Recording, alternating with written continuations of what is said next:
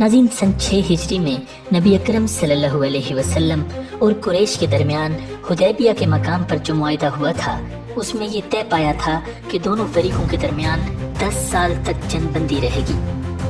इसमें यह भी तय पाया था कि दूसरे अरब कबीलों में से कोई कबीला भी दोनों फरीकों में से किसी भी तरफ से इस सुलहनामे में शामिल हो सकता है।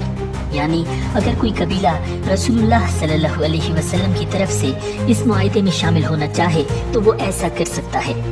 इस सूरत में वो उन शराइत का पाबंद होगा जिनके पाबंद कुरैश थे।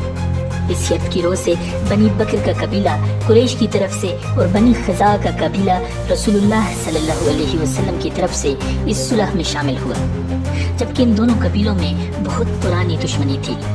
दोनों के दरमियान काफी कत्लो गारत करी हो चुकी थी, खून के बदले बाकी थे, लेकिन इस्लाम की आमद ने इन दुश्मनियों को दबाया हुआ था। सन 8 हिजरी का वाक़या है।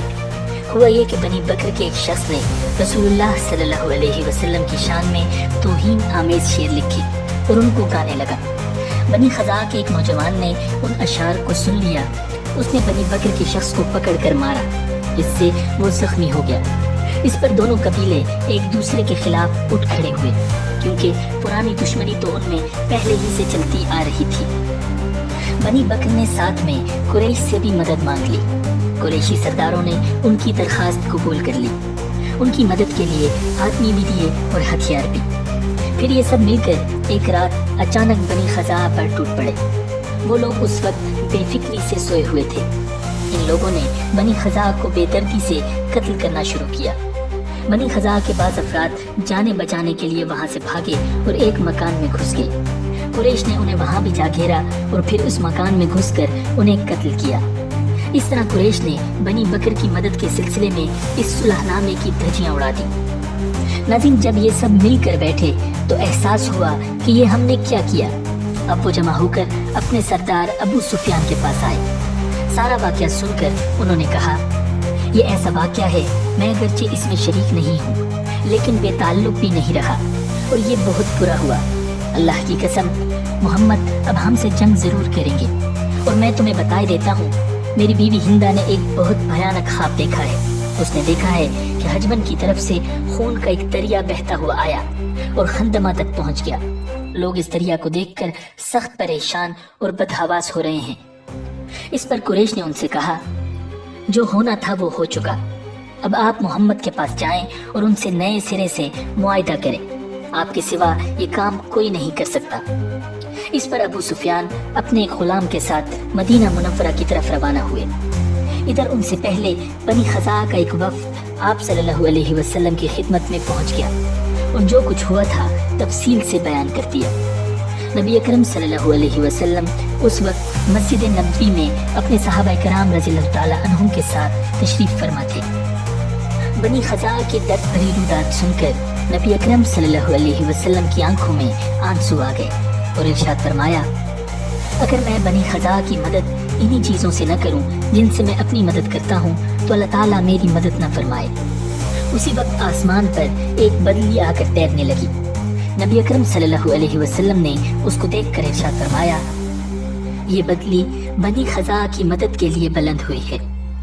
नाज़रीन, उम्मुल मोमिनीन हज़रत मैमूना रज़ियल्लाहु ताला अन्हा फरमाती हैं कि एक रात रसूलुल्लाह सल्लल्लाहु अलैहि वसल्लम मेरे पास थे। रात में उठकर उन्होंने नमाज पढ़ने के लिए वुज़ू किया। ऐसी हालत में मैंने उन्हें लब्बैक लब्बैक लब्बैक फरमाते सुना, यानी मैं हाजिर हूँ, मैं हाजिर हूँ, मैं हाजिर हूँ।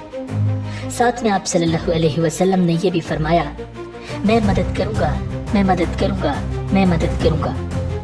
अब वहाँ कोई और तो था नहीं। चुनांचे मैंने अर्ज किया, ए अल्लाह के रसूल, मैंने आपको 3 बार लब्बैक और मैं मदद करूँगा फरमाते हुए सुना है, ये क्या मामला है? जवाब में आप सल्लल्लाहु अलैहि वसल्लम ने इरशाद फरमाया, बनी खज़ा के साथ कोई वाक़या हो गया है। उसके 3 दिन बाद बनी खज़ा आप सल्लल्लाहु अलैहि वसल्लम के पास पहुंचे थे। गोया अल्लाह ताला ने पहले ही आप सल्लल्लाहु अलैहि वसल्लम को खबर दे दी थी, जबकि अबू सुफियान इस कोशिश में थे कि इस सिलसिले में सबसे पहले वो हुजूर सल्लल्लाहु अलैहि वसल्लम से जाकर मिलें, यानी उनके वहां पहुंचने से पहले मुसलमानों को इस वाक़े की खबर न हो। نبی اکرم صلی اللہ علیہ وسلم نے اپنے صحابہ کرام رضی اللہ تعالیٰ عنہم کو بھی پہلے ہی ان الفاظ میں خبر دے دی تھی۔ بس یوں سمجھو نئے سرے سے معاہدہ کرنے اور اس کی مدت بڑھانے کے لیے ابو سفیان آیا ہی چاہتا ہے۔ پھر ابو سفیان سے پہلے ہی بنی خزاعہ کا وفد مدینہ منورہ پہنچ گیا۔ یہ لوگ نبی اکرم صلی اللہ علیہ وسلم سے مل کر واپس روانہ ہوئے تو راستے میں ابو سفیان سے ان کا سامنا ہوا۔ ابو سفیان نے ان سے کچھ پوچھنے کی کوشش کی لیکن وہ بتائے بغیر آگے بڑھ گئے۔ تاہم ابو سفیان نے بھانپ لیا کہ یہ لوگ اسی سلسلے میں مدینہ منورہ گئے تھے۔ مدینہ منورہ پہنچتے ہی ابو سفیان سیدھے اپنی بیٹی نبی اکرم صلی اللہ علیہ وسلم کی زوجہ محترمہ حضرت ام المؤمنین ام حبیبہ رضی اللہ تعالیٰ عنہا کے پاس گئے۔ گھر میں داخل ہونے کے بعد جب ابو سفیان نے بستر پر بیٹھنا چاہا تو ام المؤمنین ام حبیبہ رضی اللہ تعالیٰ عنہا نے بستر لپیٹ دیا۔ یہ دیکھ کر ابو سفیان حیرت زدہ رہ گئے۔ انہوں نے کہا، بیٹی یہ کیا، مہمان کے آنے پر بستر بچھاتے ہیں کہ اٹھاتے ہیں؟ حضرت ام حبیبہ رضی اللہ تعالیٰ عنہا نے فرمایا، یہ رسول اللہ صلی اللہ علیہ وسلم کا بستر ہے اور آپ ابھی مشرک ہیں۔ یہ سن کر ابو سفیان بولے، اللہ کی قسم، میرے پاس سے آنے کے بعد تجھ پہ خرابیاں پیدا ہو گئی ہیں۔ اس پر حضرت ام حبیبہ رضی اللہ تعالیٰ عنہا نے فرمایا، یہ بات نہیں، بلکہ بات یہ ہے کہ مجھے اسلام کی ہدایت عطا ہو گئی ہے، جبکہ آپ پتھروں کو پوجتے ہیں، ان بتوں کو جو نہ سن سکتے ہیں نہ دیکھ سکتے ہیں۔ آپ پر تعجب ہے، آپ قبیلہ قریش کے سردار اور بزرگ ہیں، سمجھدار آدمی ہیں اور اب تک شرک میں ڈوبے ہوئے ہیں۔ ان کے جواب میں ابو سفیان بولے، تو کیا میں اپنے باپ دادا کا دین چھوڑ کر محمد کے دین کو اختیار کر لوں؟ پھر ابو سفیان وہاں سے نکل کر نبی اکرم صلی اللہ علیہ وسلم کی خدمت میں حاضر ہوئے، لیکن آپ صلی اللہ علیہ وسلم نے نئے سرے سے معاہدہ کرنے سے انکار فرما دیا۔ اب وہ حضرت ابو بکر رضی اللہ تعالیٰ عنہ کے پاس گئے۔ انہوں نے بھی کوئی بات نہ سنی اور بار بار سبھی بڑے لوگوں کے پاس گئے، لیکن کسی نے بھی ان سے بات نہ کی۔ آخر ابو سفیان مایوس ہو گئے اور واپس مکہ لوٹ آئے۔ انہوں نے قریش پر واضح کر دیا کہ وہ بالکل ناکام لوٹے ہیں۔ ادھر ابو سفیان روانہ ہوئے تو نبی اکرم صلی اللہ علیہ وسلم نے مکہ کو فتح کرنے کا ارادہ فرما لیا۔ نبی اکرم صلی اللہ علیہ وسلم نے مسلمانوں کو کوچ کا حکم فرمایا۔ مسلمانوں کے ساتھ حضور اکرم صلی اللہ علیہ وسلم نے اپنے گھر والوں کو بھی تیاری کا حکم فرمایا، لیکن یہ وضاحت نہیں فرمائی کہ کہاں جانا ہے۔ آپ صلی اللہ علیہ وسلم نے آس پاس کے دیہاتوں میں یہ پیغام بھیج دیا۔ ان لوگوں کو حکم ہوا کہ رمضان کا مہینہ مدینہ منورہ میں گزاریں۔ اس اعلان کے فوراً بعد چاروں طرف سے لوگوں کی آمد شروع ہو گئی۔ اس موقع پر آپ صلی اللہ علیہ وسلم نے دعا فرمائی، اے اللہ، قریش کے جاسوسوں اور سنگن لینے والوں کو روک دے تاکہ ہم ان کے علاقے میں اچانک جا پڑیں۔ ادھر تو حضور صلی اللہ علیہ وسلم یہ احتیاط فرما رہے تھے کہ کسی طرح قریش کو ان کی تیاریوں کا علم نہ ہو۔ ادھر آپ صلی اللہ علیہ وسلم کے ایک صحابی حضرت حاتم بن ابی بلتہ رضی اللہ تعالیٰ عنہ نے قریش کے 3 بڑے سرداروں کے نام خط لکھا۔ اس خط میں انہوں نے نبی اکرم صلی اللہ علیہ وسلم کی تیاریوں کی اطلاع دی۔ یہ خط انہوں نے ایک عورت کو دیا اور اس سے کہا، اگر تم یہ خط قریش تک پہنچا دو تو تمہیں زبردست انعام دیا جائے گا۔ اس نے خط پہنچانا منظور کر لیا۔ اس پر حضرت حاتم رضی اللہ تعالیٰ عنہ نے اسے 10 دینار اور ایک قیمتی چادر دی اور اس سے کہا، جہاں تک ممکن ہو اس خط کو پوشیدہ رکھنا اور عام راستوں سے سفر نہ کرنا، کیونکہ جگہ جگہ نگرانی کرنے والے بیٹھے ہیں۔ عظیم وہ عورت عام راستہ چھوڑ کر ایک اور راستے سے مکہ معظمہ کی طرف روانہ ہوئی۔ ادھر یہ روانہ ہوئی، ادھر اللہ تعالیٰ نے اپنے رسول کو اس بارے میں خبر بھیج دی۔ آسمان سے اطلاع ملتے ہی آپ صلی اللہ علیہ وسلم نے اپنے چند صحابہ کرام رضی اللہ تعالیٰ عنہم کو اس کے تعاقب میں روانہ فرمایا۔ آپ صلی اللہ علیہ وسلم نے ان سے فرمایا، وہ عورت تمہیں فلاں مقام پر ملے گی، اس کے پاس ایک خط ہے، خط میں قریش کے خلاف ہماری تیاریوں کی اطلاع ہے، تم لوگ اس عورت سے وہ خط چھین لو، اگر وہ خط دینے سے انکار کرے تو اسے قتل کر دینا۔ یہ صحابہ حضرت علی، حضرت زبیر، حضرت طلحہ اور حضرت مقداد رضی اللہ تعالیٰ عنہم تھے۔ حکم ملتے ہی یہ اس مقام کی طرف روانہ ہو گئے۔ नबी अकरम सल्लल्लाहु अलैहि वसल्लम के फरमान के ऐन मुताबिक वो औरत ठीक उसी मकाम पर जाते हुए मिली। इन्होंने उसे घेर लिया। इन्होंने उस औरत से पूछा, वो खत कहाँ है? उसने कसम खाकर कहा, मेरे पास कोई खत नहीं है। आखिर उसे ऊंट से नीचे उतारा गया, तलाशी ली गई मगर खत न मिला। इस पर हजरत अली रज़ियल्लाहु ताला अन्हु ने इरशाद फरमाया, मैं कसम खाकर कहता हूँ कि रसूलुल्लाह सल्लल्लाहु अलैहि वसल्लम कभी गलत बात नहीं कहते। जब उस औरत ने देखा कि ये लोग किसी तरह नहीं मानेंगे तो उसने अपने सर के बाल खोल डाले और उनके नीचे छुपा हुआ खत निकाल कर उन्हें दे दिया। बहरहाल उन हजरात ने खत लाकर नबी अकरम सल्लल्लाहु अलैहि वसल्लम की खिदमत में पेश किया। खत हजरत हातिब बिन अबी बल्ता रज़ियल्लाहु ताला अन्हु ने लिखा था और उसमें दर्ज था कि अल्लाह के रसूल सल्लल्लाहु अलैहि वसल्लम ने जंग की तैयारी शुरू कर दी है और ये तैयारी जरूर तुम लोगों के खिलाफ है। मैंने मुनासिब जाना कि तुम्हें इत्तला देकर तुम्हारे साथ भलाई करूं। हुजूर सल्लल्लाहु अलैहि वसल्लम ने हजरत हातिब रज़ियल्लाहु ताला अन्हु को तलब फरमाया, उन्हें खत दिखाया और पूछा, हातिब इस खत को पहचानते हो? जवाब में उन्होंने अर्ज किया, ए अल्लाह के रसूल, मैं पहचानता हूँ।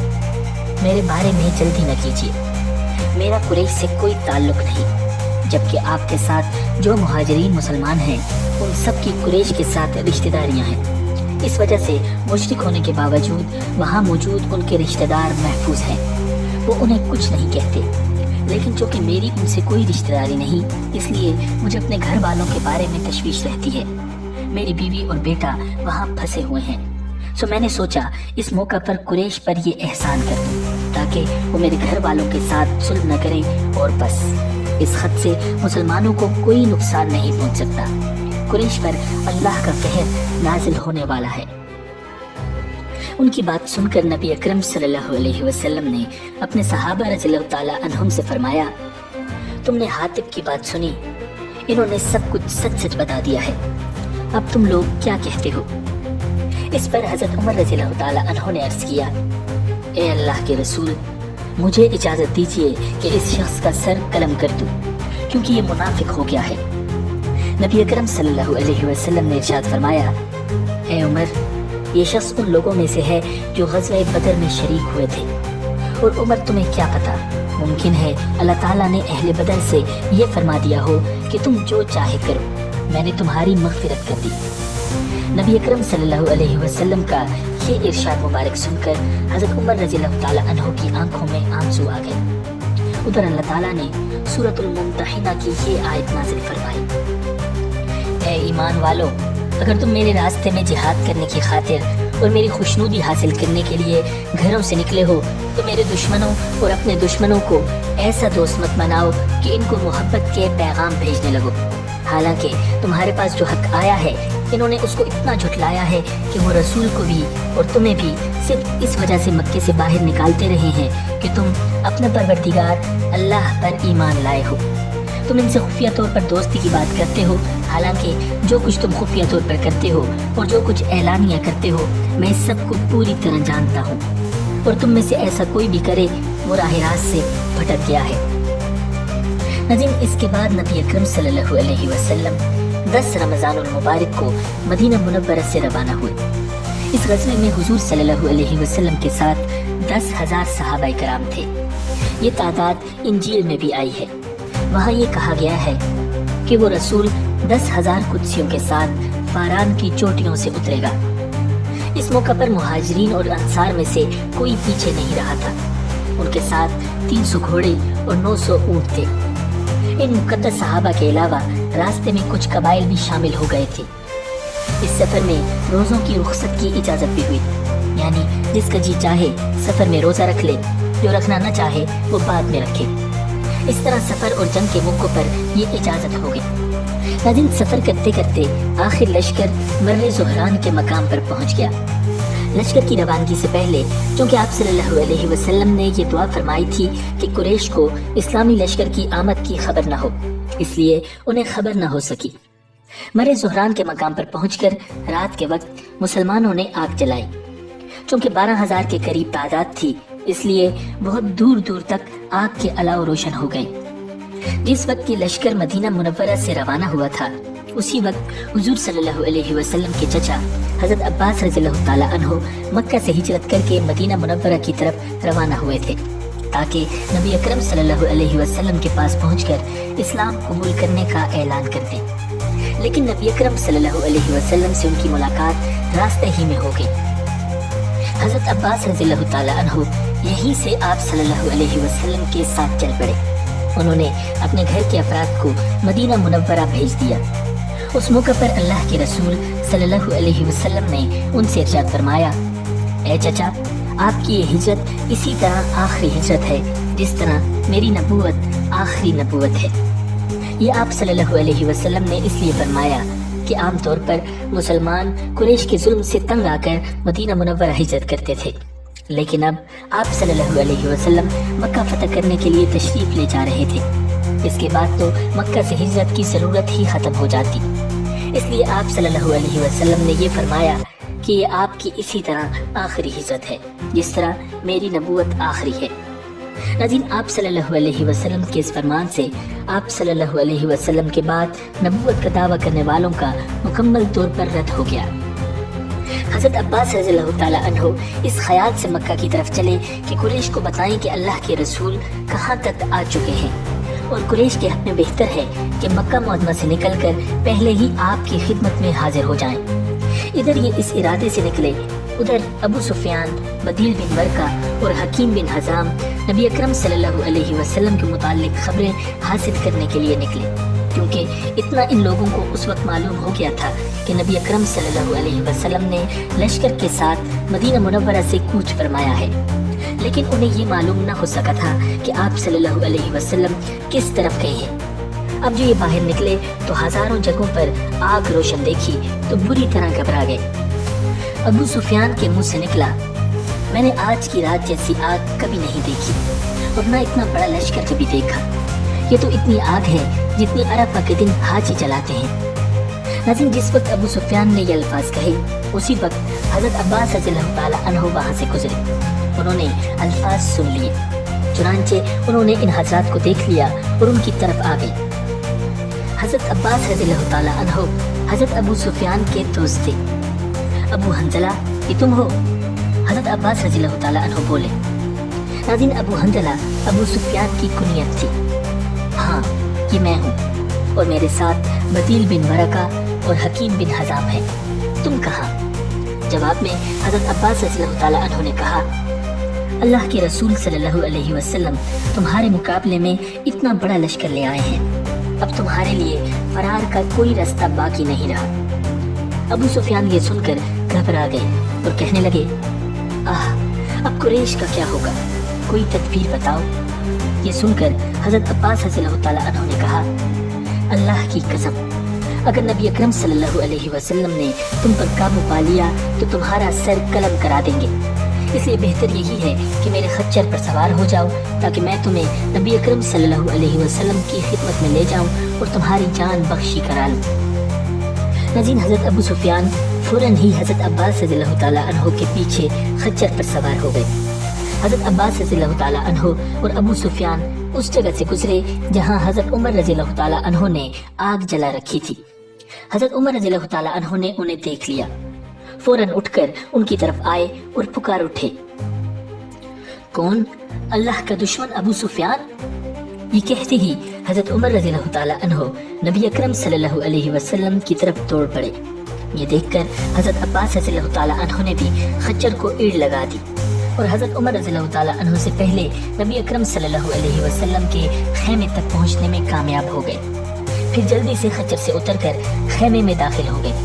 ان کے فوراً بعد حضرت عمر رضی اللہ تعالیٰ عنہ بھی خیمے میں داخل ہو گئے اور بول اٹھے، یا رسول اللہ، یہ دشمن خدا ابو سفیان ہے، اللہ تعالیٰ نے اس پر بغیر کسی معاہدے کے ہمیں قابو عطا فرما دیا ہے، لہٰذا مجھے اجازت دیجیے کہ میں اس کی گردن مار دوں۔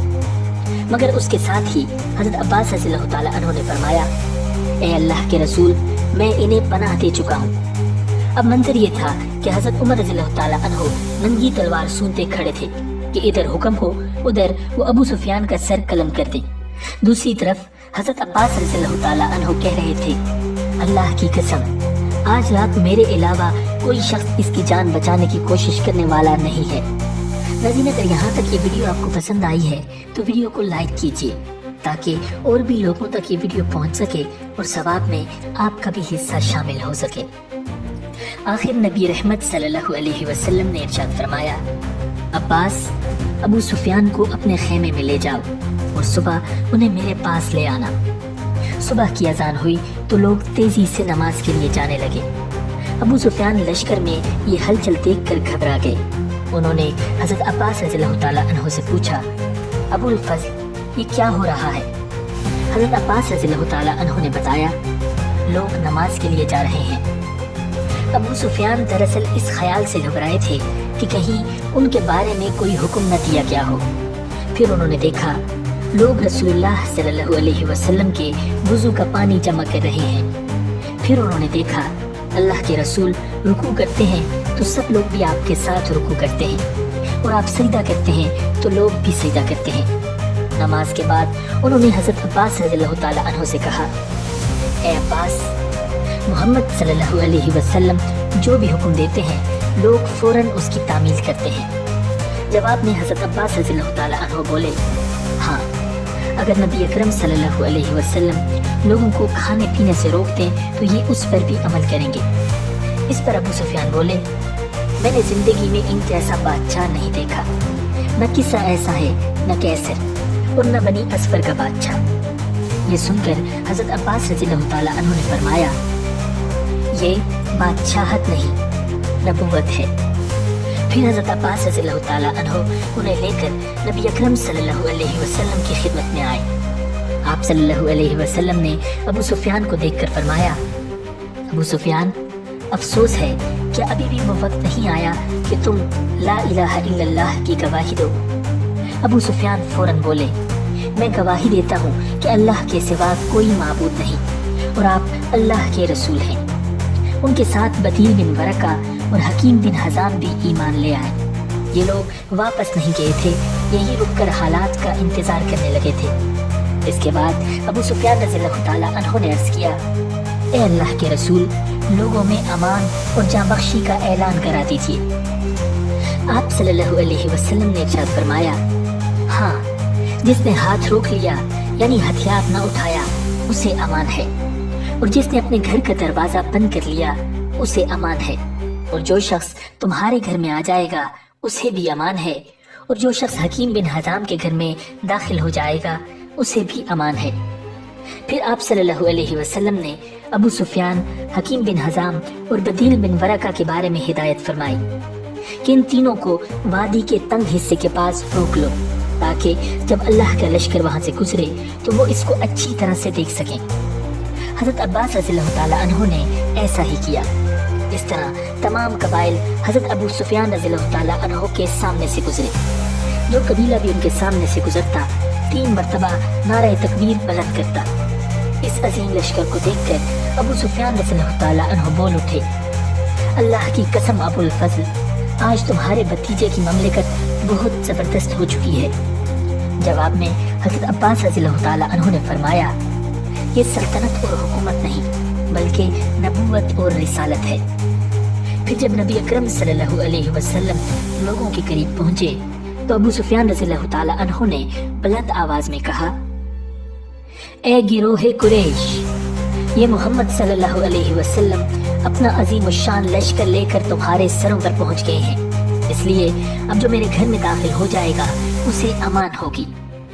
یہ سن کر قریش کہنے لگے، کیا تمہارا گھر ہم سب کے لیے کافی ہو جائے گا؟ ابو سفیان رضی اللہ تعالیٰ عنہ نے جواب دیا، جو شخص اپنے گھر کا دروازہ بند کر لے گا اسے بھی امان ہے، جو مسجد حرام میں داخل ہو جائے گا اسے بھی امان ہے، اور جو حکیم بن حزام کے گھر میں پناہ لے گا اسے بھی امان ہے، اور جو ہتھیار ڈال دے گا اسے بھی امان ہے۔ ناظرین، یہ سنتے ہی لوگ دوڑ پڑے اور جسے پناہ کی جو جگہ بھی مل سکی وہاں جا گھسا۔ اس طرح مکہ معظمہ جنگ کے بغیر فتح ہوا۔ یہ تاریخ انسانیت کا منفرد واقعہ ہے کہ ایک مغلوب قوم بغیر کشت و خون کے اپنے جانی دشمنوں پر غالب آ گئی اور اس نے کوئی انتقام نہ لیا۔ اس عام معافی کے اعلان کے باوجود 11 آدمی ایسے تھے جن کے بارے میں نبی اکرم صلی اللہ علیہ وسلم نے حکم فرمایا تھا کہ انہیں قتل کر دیا جائے، یہاں تک کہ اگر ان میں سے کوئی خانہ کعبہ کا پردہ بھی پکڑ کر کھڑا ہو جائے اسے بھی قتل کر دیا جائے۔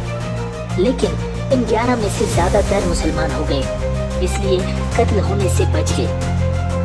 ناظرین، اس روز کچھ مشرکوں نے مقابلہ کرنے کی بھی ٹھانی۔ ان میں صفوان بن امیہ، اکرمہ بن ابی جہل اور سہیل بن عمر شامل تھے۔ یہ لوگ اپنے ساتھیوں کے ساتھ خندمہ کے مقام پر جمع ہوئے۔ خندمہ مکہ معظمہ کا ایک پہاڑ ہے۔ ان لوگوں کے مقابلے کے لیے نبی اکرم صلی اللہ علیہ وسلم نے حضرت خالد بن ولید رضی اللہ تعالیٰ عنہ کو بھیجا۔ اس مقابلے میں 28 کے قریب مشرک مارے گئے، باقی بھاگ نکلے۔ آخر نبی اکرم صلی اللہ علیہ وسلم مکہ معظمہ میں داخل ہوئے۔ آپ صلی اللہ علیہ وسلم اس وقت اپنی اونٹنی قصوہ پر سوار تھے۔ آپ صلی اللہ علیہ وسلم کے پیچھے حضرت اسامہ بن زید رضی اللہ تعالیٰ عنہ بیٹھے ہوئے تھے۔ آپ صلی اللہ علیہ وسلم نے یمنی چادر کا ایک پلہ سر پر لپیٹ رکھا تھا اور عاجزی اور انکساری سے سر کو کجاوے پر رکھا ہوا تھا۔ اس وقت آپ صلی اللہ علیہ وسلم ارشاد فرما رہے تھے، اے اللہ، زندگی اور عیش صرف آخرت کا ہے۔ نبی اکرم صلی اللہ علیہ وسلم قضاء کے مقام سے مکہ میں داخل ہوئے۔ یہ مقام مکہ کی بالائی سمت میں ہے۔ مکہ میں داخل ہونے سے پہلے آپ صلی اللہ علیہ وسلم نے غسل بھی فرمایا تھا۔ آپ صلی اللہ علیہ وسلم نے شیب ابی طالب کے مقام پر قیام فرمایا۔ یہ وہی گھاٹی تھی جس میں قریش نے آپ صلی اللہ علیہ وسلم کو 3 سال تک رہنے پر مجبور کر دیا تھا، اور وہ 3 سال مسلمانوں کے لیے انتہائی دکھ اور درد کے سال تھے۔ جب نبی اکرم صلی اللہ علیہ وسلم شہر میں داخل ہوئے اور مکہ کے مکانات پر نظر پڑی تو اللہ کی حمد و ثنا بیان کی۔ ناظرین، مکہ میں حضور اکرم صلی اللہ علیہ وسلم پیر کے دن داخل ہوئے۔ جب آپ صلی اللہ علیہ وسلم نے مکہ سے ہجرت کی تھی وہ بھی پیر ہی کا دن تھا۔ آخر نبی اکرم صلی اللہ علیہ وسلم حرم میں داخل ہوئے۔ ابو بکر صدیق رضی اللہ تعالیٰ عنہ آپ صلی اللہ علیہ وسلم کے برابر چل رہے تھے اور آپ صلی اللہ علیہ وسلم ان سے باتیں کر رہے تھے۔ پھر آپ صلی اللہ علیہ وسلم بیت اللہ میں داخل ہوئے اور اپنی اونٹنی پر بیٹھے بیٹھے ہی کعبہ کے 7 طواف کیے۔ حضرت محمد بن مسلمہ رضی اللہ تعالیٰ عنہ آپ صلی اللہ علیہ وسلم کی اونٹنی کی مہار پکڑے ہوئے تھے۔ ان چکروں کے دوران آپ صلی اللہ علیہ وسلم نے ہاتھ مبارک سے حجر اسود کا استعلام کیا، یعنی بوسہ دینے کا اشارہ کیا۔ ناظرین، اس وقت کعبہ میں 360 بت تھے۔ عرب کے ہر قبیلے کا بت الگ الگ تھا۔ نبی اکرم صلی اللہ علیہ وسلم کے ہاتھ میں اس وقت ایک لکڑی تھی جس سے ہر بت کو ہلاتے چلے گئے، بت منہ کے بل گرتے چلے گئے۔ ناظرین، اس وقت نبی اکرم صلی اللہ علیہ وسلم سورہ بنی اسرائیل کی یہ آیت تلاوت فرما رہے تھے، جاء الحق وزهق الباطل ان الباطل كان زهوقا۔ حق آن پہنچا اور باطل مٹ گیا، اور یقیناً باطل ایسی ہی چیز ہے جو مٹنے والی ہے۔ طواف کے دوران نبی اکرم صلی اللہ علیہ وسلم قبل بت کے پاس پہنچے۔ قریش کو اس بت پر بہت فخر تھا، وہ اس کی عبادت بہت فخر سے کیا کرتے تھے۔ یہ قریش کے سب سے بڑے بتوں میں سے ایک تھا۔ آپ صلی اللہ علیہ وسلم نے وہ لکڑی اس بت کی آنکھوں پر ماری، پھر آپ صلی اللہ علیہ وسلم کے حکم سے بت کو ٹکڑے ٹکڑے کر دیا گیا۔ اس وقت حضرت زبیر بن عوام رضی اللہ تعالیٰ عنہ نے حضرت ابو سفیان رضی اللہ تعالیٰ عنہ سے کہا، اے ابو سفیان، وہ بت توڑ دیا گیا، تم اس پر فخر کیا کرتے تھے۔ یہ سن کر ابو سفیان رضی اللہ تعالیٰ عنہ بولے، اے ابن عوام، اب ان باتوں کا کیا فائدہ؟ پھر نبی اکرم صلی اللہ علیہ وسلم مقام ابراہیم پر پہنچے۔ اس وقت یہ مقام خانہ کعبہ سے ملا ہوا تھا۔ اس کے بعد نبی اکرم صلی اللہ علیہ وسلم نے حضرت علی رضی اللہ تعالیٰ عنہ سے فرمایا، میرے کندھوں پر کھڑے ہو کر کعبہ کی چھت پر چڑھ جاؤ اور چھت پر بنی خزاعہ کا جو بت ہے اس پر چوٹ مارو۔ حضرت علی رضی اللہ تعالیٰ عنہ نے حکم کی تعمیل کی اور چھت پر چڑھ کر بت کو ضرب لگائی۔ یہ آہنی سلاخوں سے نصب کیا گیا تھا، آخر اکھڑ گیا۔ حضرت علی رضی اللہ تعالیٰ عنہ نے اس کو اٹھا کر نیچے پھینک دیا۔ اب نبی اکرم صلی اللہ علیہ وسلم نے حکم فرمایا، بلال، عثمان بن ابی طلحہ سے کعبہ کی چابیاں لے آؤ۔ چابیاں آ گئیں تو دروازہ کھولا گیا اور نبی اکرم صلی اللہ علیہ وسلم کعبہ میں داخل ہوئے۔ پھر نبی اکرم صلی اللہ علیہ وسلم نے وہاں 2 ستونوں کے درمیان میں 2 رکعت نماز ادا فرمائی۔ پھر آپ صلی اللہ علیہ وسلم باہر تشریف لائے اور مقام ابراہیم پر پہنچے۔ آپ صلی اللہ علیہ وسلم نے وہاں 2 رکعتیں ادا کی۔ اس کے بعد آب زمزم منگوا کر پیا اور وضو فرمایا۔ ناظرین، اکرمہ بن ابی جہل ان 11 افراد میں سے ایک تھے جن کے قتل کا حکم نبی اکرم صلی اللہ علیہ وسلم نے دیا تھا۔ اس حکم کی وجہ یہ تھی کہ انہوں نے اور ان کے باپ ابو جہل نے مسلمانوں کے ساتھ بہت زیادتیاں کی تھی۔